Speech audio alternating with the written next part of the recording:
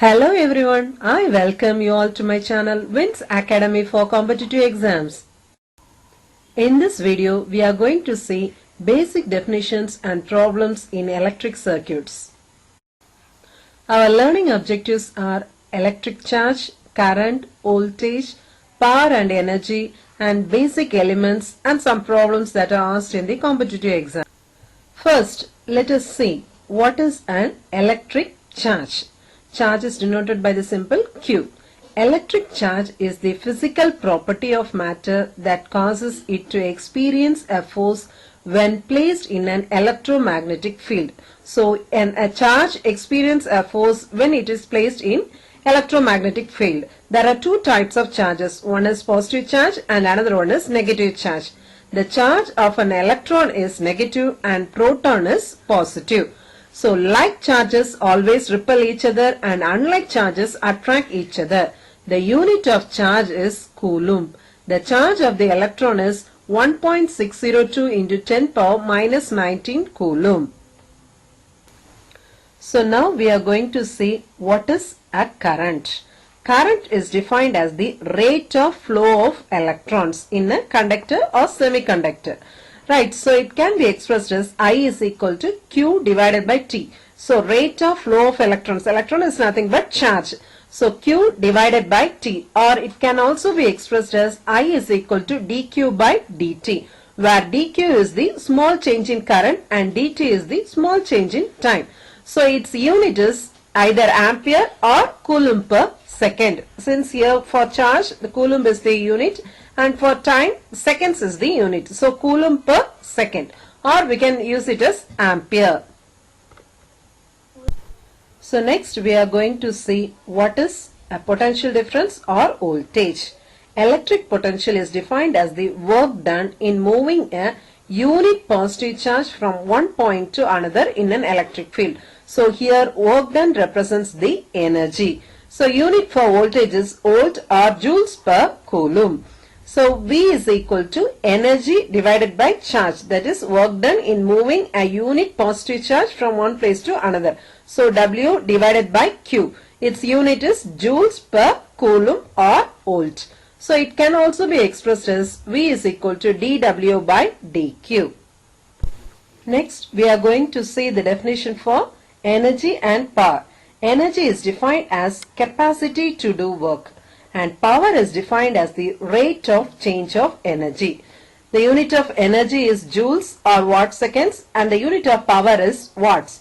So, the expression for power, P is equal to energy by time. So, that is equal to W by T, or P is equal to dW by dt. So, this can also be written as V into I. Also by using Ohm's law, P is equal to I square R, that is equal to V square by R. These are the formulas used for calculating power. Then energy W is equal to power into time. So, already we know power is equal to V into I. So, we can write energy is equal to V into I into T. So, next we are going to see the basic elements used in electric circuits. Resistor R, capacitor C, inductor L, voltage source V and current source I. So, let us see some basic definitions. What is active and passive elements? Active elements delivers power to the external device, that is voltage and current sources. Always remember, voltage and current sources are active elements. Passive elements means that receives power. Example, resistor, capacitor and inductor. So, these are the passive elements. Next one is bilateral and unilateral elements. Voltage current relation is same for both directions in bilateral elements. Example, resistor. So, in forward direction or reverse direction, voltage current relation will be same. So, this is called as bilateral elements. If the voltage current relation is not same for both directions, then it is called as unilateral elements. Example, diode, transistors, etc. Next, we are going to see what is linear and non-linear element. If the element obeys superposition principle, then it is called as linear element. Example, resistor. If the element does not obey superposition principle means then it is called as non-linear element. So example, transistor. So next we are going to see lumped and distributed elements. Physically separable elements are called lumped elements. That is, we can separate it physically. Resistor, inductor, capacitor, etc. Distributed elements means that is not separable for analytical purpose. We cannot separate it individually. Example, transmission line. It has distributed resistance, capacitance, inductance, but we cannot separate the resistance, capacitance and inductance in the transmission line. Next, let us see what are circuits and networks. An electrical network is an interconnection of electrical elements such as resistors, inductors, capacitors, transmission lines, voltage sources, current sources and switches. Example, two-port network. An electrical circuit is a network which has a closed path that gives the written path for the flow of current. So this is called as electric circuit. Unknown currents can be calculated in the circuit by mesh or loop equations, and unknown voltages can be calculated in the circuit by nodal equations. Next we are going to see resistor. The element which resists the flow of current is called as resistor. The property of a material to restrict the flow of electrons is called as resistance R. So resistance value is indicated by the symbol R. From Ohm's law we can write R is equal to V by I, where V is the voltage and I is the current. The unit of resistance is ohm. Next, we have to find out what is resistivity or specific resistance. Here rho is the resistivity or specific resistance. So if rho of a material is specified with length L and area of cross section A, then resistance of a conductor is given by R is equal to rho L divided by A. This is another formula for calculating resistance if resistivity L and A values are given. Right. Next, if R1 is the resistance of a conductor at T1 degree centigrade and R2 is the resistance of the conductor at T2 degree centigrade, then we can write R2 is equal to R1 into 1 plus alpha 1 into T2 minus T1. Here alpha 1 is the temperature coefficient of the resistance at the temperature T1 degree centigrade. So using this formula also we can calculate the resistance. Then the reciprocal of resistance is called as conductance. It is indicated by G. So G is equal to 1 by R and its unit is mho or Siemens. Reciprocal of resistivity is called as conductivity. Already we have seen resistivity, it is rho. So conductivity means V is equal to 1 by rho and its unit is mho per meter. Next we are going to see about inductor. So inductor stores energy in the magnetic field when current flows through it. So always remember, inductor is used for storing the magnetic field energy. So inductor opposes any change in current and also blocks AC. Blocks AC means AC current, alternating current. It does not allow AC current to pass through it. Then current through the inductor is given by I is equal to 1 by L integral V into dt. The voltage across the inductor is given by V is equal to L into di by dt. Here L is the inductance and its unit is Henry. Then energy stored in the inductor is given by W is equal to 1 by 2 Li square. Here W is the energy, L is the inductance, I is the current. So always remember, inductor is used for storing magnetic energy. Next, capacitor. So capacitor stores energy in electric field when the voltage applied across it.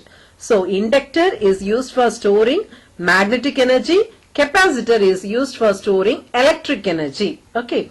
Then capacitor opposes any change in voltage and also blocks DC. That means capacitor will not allow DC to pass through it, that is direct current to pass through it. Voltage across capacitor V is given by V is equal to 1 by C integral I dt. Current through the capacitor is given by I is equal to C into dV by dt. Here C is the capacitance and its unit is farad. Then energy stored in the capacitor is given by W is equal to 1 by 2 CV square. Next we are going to see some problems that are asked in the competitive exam. So first problem.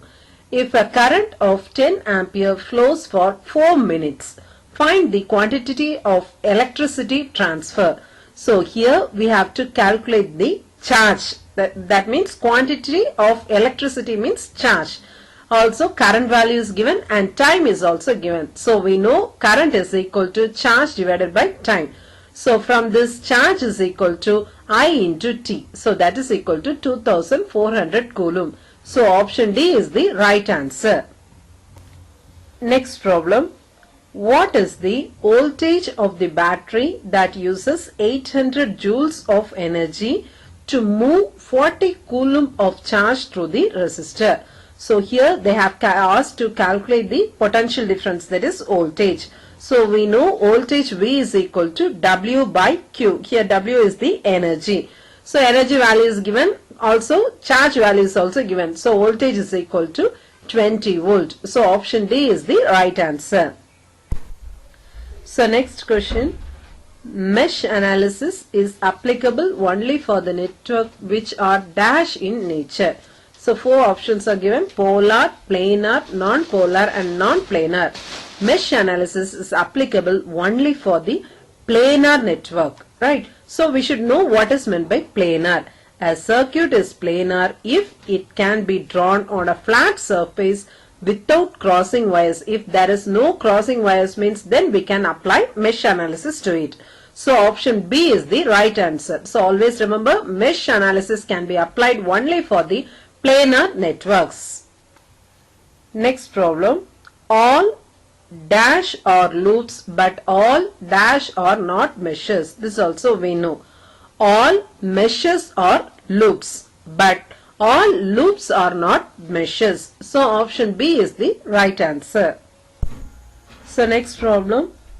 If V, W, Q stand for voltage, energy and charge, then V can be expressed as, here 4 options are given. We know potential difference V is equal to dW by dQ. So option B is the right answer. Now we have come to the end of the session. Let us summarize it. So we have seen what is electric charge, then current formula, charge divided by time, voltage, energy by charge, power and energy. Power is equal to energy by time and energy is equal to power into time. Then basic elements, resistors, capacitors and inductors, and some problems that are asked in the competitive exams. I hope you all understood the concepts that I have explained. If you like this video, kindly subscribe the channel and share with your friends. Thank you.